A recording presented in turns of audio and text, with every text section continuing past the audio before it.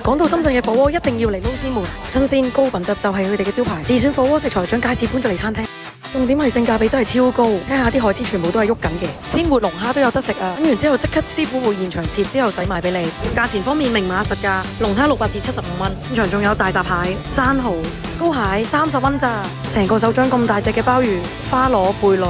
超大羅氏蝦，勁癲啊！有冇見過咁樣都係30蚊咋？九節蝦、黃金貝、小章魚、花膠、鰻魚，勁多海鮮真係數都數唔晒，保證全部都係新鮮，仲 keep 住 refill 添。仲有刺身類嘅食物，肉類都係同樣出色，即場鮮切牛肉，保證碟碟都咁新鮮，平均一碟都係10零蚊咋，早就可以直接翻位打邊爐啦。薄切牛肉配咗花膠湯底，清遠雞、豬五花，上咗台一段時間仲喐緊嘅羅氏蝦，就算熟咗都冇縮水，勁大隻，肉質 Q 彈。費用大，重點係埋單喎，因為呢一度會有68蚊抵100蚊嘅代金券啊！當然呢度仲有好多嘅配料，不過我今次食海鮮食到太飽啦，所以未有機會試。嗱，撈師門就冇包飲品嘅，但係呢度嘅嘢飲都係好抵嘅。中意打邊爐、中意新鮮嘅你，絕對要嚟呢一度試下啦，一定成為你嘅海鮮食堂。羅湖口岸直行10分鐘左右就到啦。